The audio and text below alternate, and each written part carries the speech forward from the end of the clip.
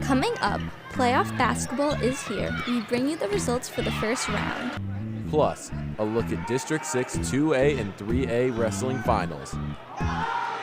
And an overview of Penn State sports from this last week. After the Whistle starts now.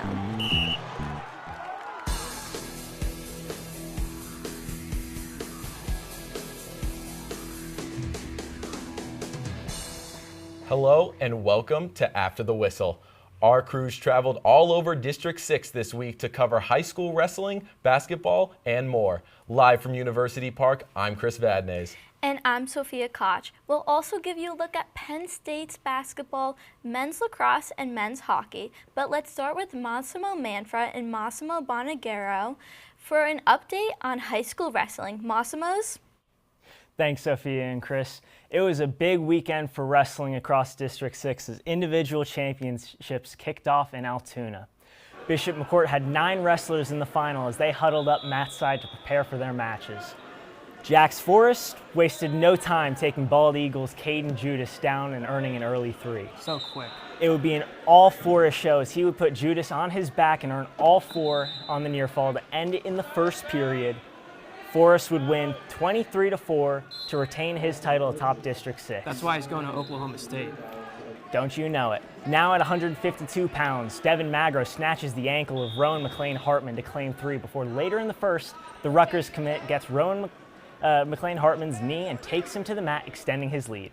This near fall would continue the dominant performance and get a 19-4 tech fall, matching Jax Forrest by claiming his second District 6 gold. Bishop McCourt would go on to dominate, claiming their 7 first-place finishes on the way to a district championship.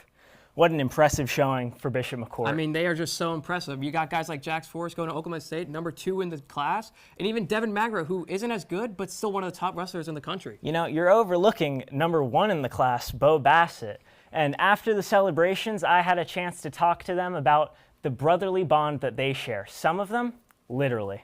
The Crimson Crushers dominated en route to their District 6 championship, but they have their eyes set higher. I mean, that's my favorite thing to do, and I mean, this is my second one. My goal's 4 district, regional, and then 4 state titles. Not many people won 4 state titles, so I mean, that's the goal, and it was awesome. Melvin Miller isn't the only one shooting for the stars. His brother Keegan feels similarly. I think to win 4 state titles, that's my goal, and this is the first step to it, and I just to be the best I can be, and I want to win a team state title. The Bassett family had a successful day with all 3 brothers standing atop the podium, but their family runs further. Herrings are also like family to me, so really it's just like another set of brothers for me that are part of my family, and we've been training for as long as I can remember. Those guys have been really, really close to me, the closest you can get other than blood, and it's awesome to go to battle with everybody. It was a family affair for Bishop McCourt here in the Altoona Field House, but it wasn't just for the Bassets. Sam and Eli Herring also brought home gold for McCourt right beside the Bassett boys. It's fun. It's a really cool opportunity to wrestle with my brother. It's not one that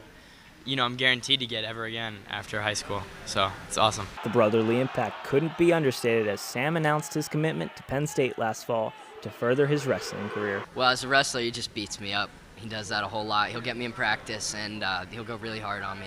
And I just got to learn to get tough and learn how to deal with it, and that's his way of showing love to me. And then outside of practice, every single aspect of my life, he's a great big brother. He shows me what I should do, how I should do it, how I should treat people. He's a really good example for me. These families will move on together to Southwest Regionals back in Altoona in a week and a half. It was an impressive day for the Bassett and Herring families, and as I said, they'll be back in Altoona for Southwest Regionals and on to states after that. What a great showing for them. Yeah, absolutely. But on the other side of the gym, the District 6 3A tournament started on Saturday and were highlighted by hosts Altoona, Central Mountain State College, and the finals were just as exciting as the 2A finals. Central Mountain's Dalton Perry looking locked in and ready for his match for the title at 145. Wouldn't want to face that guy. No, I would not. And at 127, it was Altoona's Declan Barr who got a takedown in the final seconds of the match to win the title at 127 in just his first year of high school. I mean, look at the celebration. Look what it means to him, his coaches. I mean, what a moment. Flexing to the crowd, slapping his chest to the camera. I mean, what a moment. Celebrating like Josh Barr did in the Bryce Jordan Center. Yet they are not related. But here's Perry at 145. 1.5. We talked about him earlier. Brought Andrew Gold straight to the mat. Got the pin in the second period. He's just 4 pins away from 100 high school pins in high school. I mean, that is just insane. He has to know how close he is to that milestone. Yep. And at 152, a massive upset. James Whitbread beat Ezra Swisher by a 17-4 major decision. Only Swisher's second loss of the season, and his first, well, it was to Bishop McCourt's Devin Magro, so not a big surprise there. Altoona was able to win the District 6 3A title with 181 points, just 2.5 more than second place Central Mountain. A lot closer than 2A was. I mean, they scored 320 points, Bishop McCourt. That is just crazy. But District 6 3A has so many outstanding wrestlers, but 2 stand out from the rest and have been impressive not only this season, but for their entire high school careers. Those 2 are Penn State commits Asher Cunningham and Dalton Perry. Let's take a look. Asher Cunningham dominated his weight class, and it's been effortless for him all season long. Well, it's kind of like autopilot for me. Asher just goes out there and does his thing. So, I give him some tips and pointers, but Asher's a pretty good wrestler. He doesn't need a whole lot of coaching. Cunningham is committed to Penn State and is excited to join the Nittany Lion Wrestling Dynasty. Yeah, I'm really excited about that. It's a stacked room at Penn State, so I'm really excited to just get better, train with the best, and I'm trying to become the best, so I got to train with the best. Asher Cunningham of State College wasn't the only Penn State commit wrestling at this tournament. Central Mountain's Dalton Perry also won the title at 145. Perry has shown his greatness all throughout high school, even when he was just a freshman. Yeah, it's been an awesome experience to see him from when he was just a little squirt every year, just seeing how hard he works to get to where he's been. So I'm real proud of him. Central Mountain has won 14 of their 16 dual matches, and Perry's leadership has played a major role in their success. I mean, I'm always there for them, and I'm always willing to help them if they have any questions or have anything they need. And even like if I watch their matches, I'm always there to try to help them improve on anything they need help with. Both Central Mountain and State College will travel to Canning-McMillan High School for the West 3A Regional.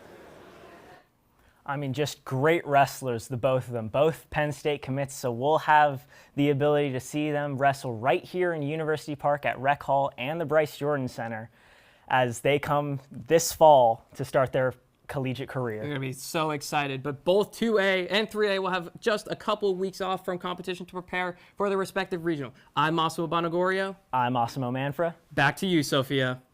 Thanks, guys. Wrestling is always exciting, especially matches like those. Penns Valley hosted Bellefonte for their final bocce game of the winter season. Penns Valley became the 5th and final Center County Public School District to create a bocce team through the Special Olympics of Pennsylvania. The play began with Bellefonte winning the exhibition match 10-4. The Red Raiders scored in the first frame, going up 1-0. Lawrence Tarwick rolls the skillfully placed shot. Bryce Dunkel from Penns Valley rolls a beautifully positioned ball to take over the lead and help his team gain 2. Bellefonte stays ahead 4-2. Red Raiders' Ava McNeil is able to push her opponent's ball cleanly away from the Polino. The judges have to measure, but the green ball is still the closest. Penns Valley gains 1, scoring in the last 3 frames. The Rams cruise to a 9-4 victory over the Red Raiders. Makes me want to play some bocce. Yeah, that seems fun. Penns Valley is not eligible for playoffs at the team's first season. The Southern Wilds League Championship will be next Wednesday. Well, if you wanted more bocce, we have some more bocce. We traveled to Bellefonte as the Red Raiders host State College in the Unified Bocce season finale. The pre-game huddles are over and we're ready for some action here in the gymnasium. Starting things off in lane 1, Red Raiders' Annie LaMotta drops a ball off close enough to the target to be contested. Good shot right there. Oh, look at that ball roll. Edges them out there. Later in the match, State College strikes back with a curved roll, and despite it going far from the target, it's going to be all smiles from the Little Lion bench. You're going to see right here. Look at those vibes on the bench there. But the highlight of the afternoon would come in the second round of the match where LaMotta brings the boom and knocks State College far away from the target. After measurement, Bellefonte would earn themselves 4 points and secure themselves the round. But that wouldn't be enough as State College takes the 3-1 win over the Raiders. That would be the end of the season for both teams, and Bellefonte seniors were awarded gift bags after the game. Coming up, we look into the first round of District 6 playoff basketball. Until then, here's an upcoming schedule and standings for high school wrestling from around the area. We'll be right back.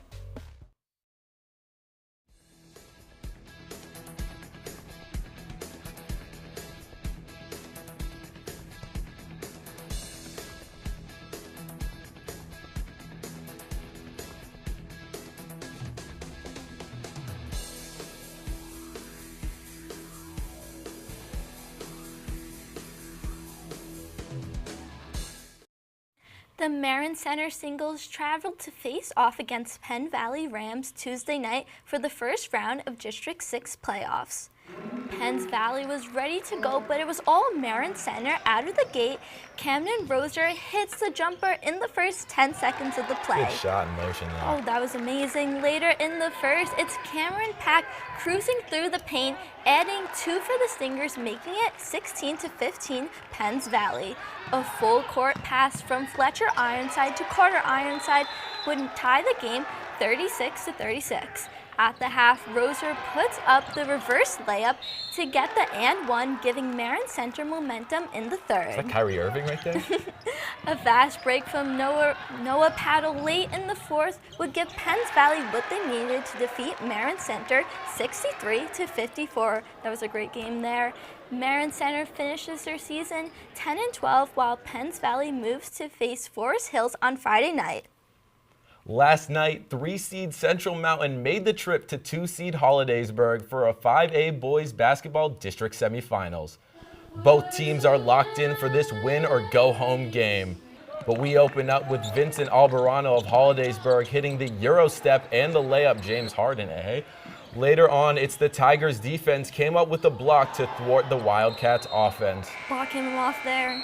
As the game continues, Kaysen Mescher drains the jumper as Hollidaysburg kept their foot on the gas. Got to keep up the D there. Hollidaysburg was won convincingly by a final score of 60-27. The Golden Tigers will take on Greater Johnstown Friday night in a battle for district gold. The Wildcats season ends with a 9-15 record. Let's flip over to the girls bracket, starting off in Single A with the 8-seed Juniata Valley Hornets traveling to the 1-seed Bishop Guilfoyle. The Lady Marauders started hot in the first quarter as Hannah Homan nails the triple from the wing, one of the 3 she had on the night. That's all night. Still in the first, Leona Williams with the long feed to Morgan Rugley. BG led 24-1 after the first. It's called lockdown. In the second quarter, Aubrey Anderson for the Hornets takes the handoff and shows her range, pulling up for the long 3. In the second half, it's a give and go to Maury Creary, and Homan flashes underneath and goes up with the left hand and gets the and one. Flashy right there. The quest for the back and back continues for the Lady Marauders, taking the win 57-19. The Hornets season ended while BG advances to face Williamsburg Saturday at 7 p.m. The Penn Cambria Panthers traveled to Tyrone Monday night to face off against the Golden Eagles in the first round of the 4A district playoffs. The crowd showed out tonight. Late in the first quarter, Tyrone works it around the perimeter before throwing it into the paint for a Rylan Crowell basket. Good and one right there. Golden Eagles with it again, working the ball to the paint for Elena Woomer, getting the 2 and competing the comeback 42-41. Penn Cambria would turn it back on as Ava Salome drains a 3-pointer. It's a good bucket right there. Game there. And after a missed shot, Rachel Fisher recovers it for the Panthers, sending it to McKenna McCoy, adding 2 more to their lead. Penn Cambria defeated Tyrone 67-52. Penn Cambria improves to 12-10 and will play Westmont Hilltop tonight, where Tyrone falls to 12-12 and their season comes to a close. 2-seed State College hosts 3-seed Williamsport, and their winner plays the District 6 6A championships. The Millionaires go over some last-minute instructions, hoping to get the win. The second half, State College Jessica Harbaker gets the steal and finishes for the 2, extending the Little Lions lead. Later in the quarter, Tori Risha finds Harbaker for an easy layup. State College is dominating. That's a nice dime right there. Yeah, look at that. Williamsport fighting back. Jalen Humbrich passes to Anira Tutler for the layup to cut into the lead. Sienna Wilson finds Risha and makes the three. The Little Lions putting a paw stamp on the playoff battle. State College dominates with this fight, winning 84-27. That is barbecue chicken right there. The Little Lions play the #1 seed Altoona at 6 on Friday at Bald Eagle for 6A District Championships. This will be a doubleheader for State College as their boys team will play for the championship afterwards. Coming up, we look at how different Penn State sports did this last week. But for now, here's a look at some playoff basketball games coming up.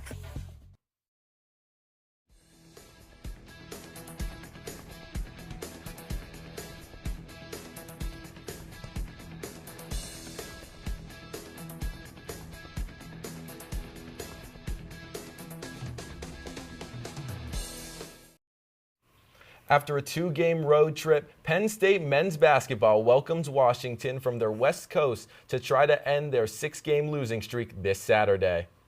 Ahead of Penn State's annual Thon game, players wore custom shirts designed by 4 Diamonds child Logan and her brother Graham.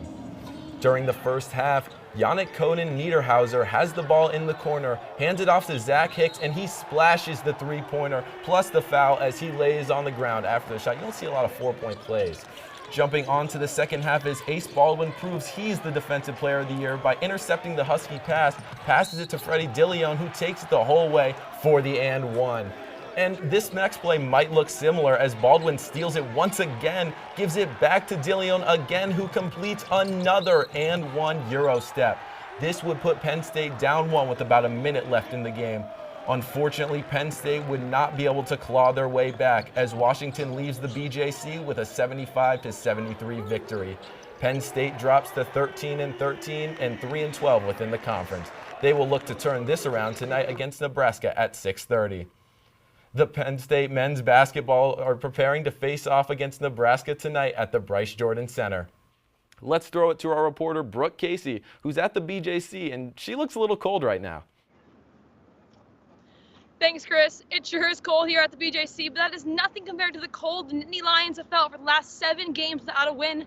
Earlier this week, head coach Mike Groth said they look to be Big Ten spoilers, and a win tonight against Nebraska could do just that. The Cornhuskers have won 5 of their last 6 games and are currently number 9 in the Big Ten Conference, while Penn State sits at the very bottom. Tip-off is later 6:30. For After the Whistle, I'm Brooke Casey, and it's really cold. So back to you at the desk, Sophia. The Penn State Lady Lions hosted the Wisconsin Badgers Sunday afternoon for their 19th annual Pink Zone game.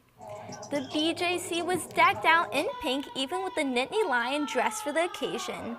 Starting in the third quarter, it's Wisconsin's Carter McCray taking the rebound and getting the layup, putting the Badgers up 42-39. Late in the quarter, Ronnie Porter takes the pass and drives to the rim for the layup. The Badgers would take the lead 51-50 going into the fourth. Penn State's on the prowl and Gracie Merkel gets the second chance point, making it 59-58 with 5 minutes left in the fourth. Ain't beast much. Oh, look at that there. 4 late 3 throws from Ronnie Porter and Sierra Williams kept the Badgers ahead, sinking the Nittany Lions' chance of mounting a late comeback. Wisconsin takes the win 57-68 over Penn State. The Lady Lions fell to 1-14 in conference play and 10-16 for their season. They will play their final home game on February 27th against Purdue and Wisconsin Badgers, improving to 12-14 for their season, and will play Northwestern on Sunday at home. It's for a great cause regardless. The number 8 Princeton Tigers travel to State College in the snow to play number 9 Penn State in Holuba Hall on Saturday.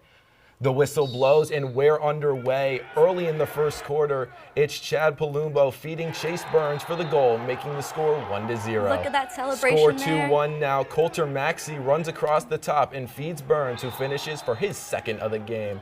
Late in the first, Mac Hobb gets it behind the net and runs topside, rifling a shot, making it 3-2. End of the second quarter now. Matt Schrainer takes the pass from Hunter Aquino and sends a missile into the net. Now it's the fourth, and Schrainer again taking the pass from Colby Baldwin and firing, making the score 10-9. And this last time, Schrainer dodging and rifling, tying the game at 10-all.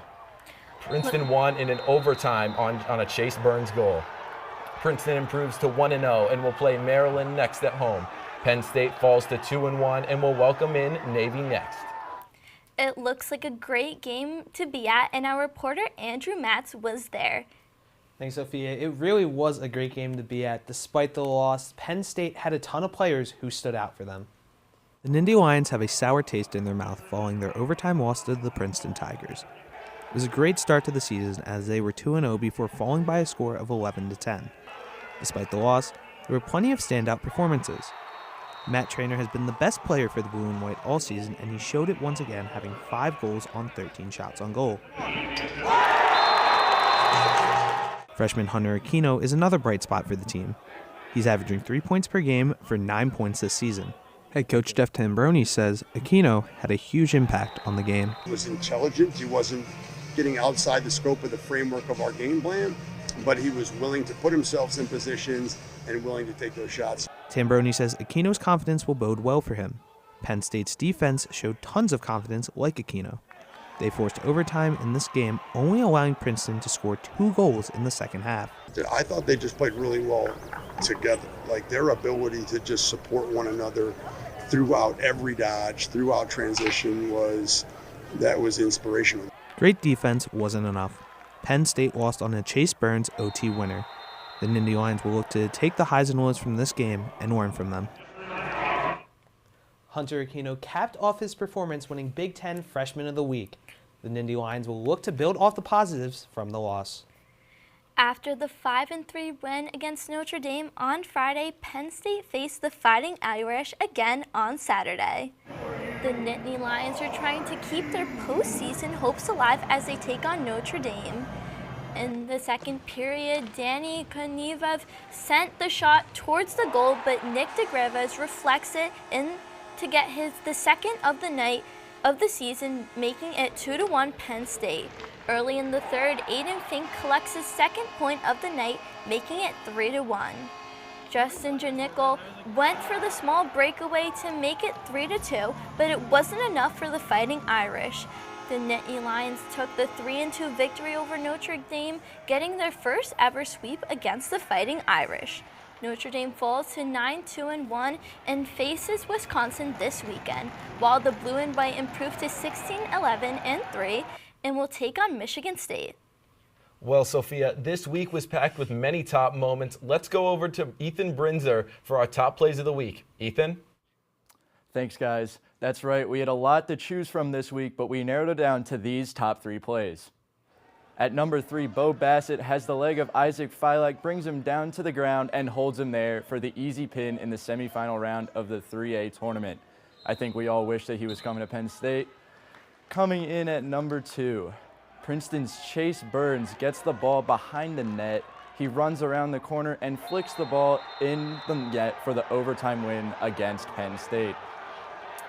Our top spot goes to Altoona's Michael Collier. Locked in arms, Collier gets tackled, but keeps his momentum to spin his opponent onto his back for the spectacular pin. Collier laying out the Uno reverse, galloping off in excitement as he wins his match. Let's watch this again, but in slow motion. As Kai Fravel shoots for the legs, aiming for the takedown from his back, Collier able to keep his bout alive with the backwards roll into the pin to end the match. There were a lot of action this week around District 6 at Penn State, but this is what we thought was the best. Back to you guys at the desk. That's all for this week's show. Tune in next week for more coverage of District 6 and Penn State sports. I'm Sophia Koch. And I'm Chris Vadnais. For more updates about our show and coverage of the games, follow us on X, Instagram, and TikTok at ATWPSU. And check out the Penn State Student Media website. We'll see you next week, right here on After the Whistle.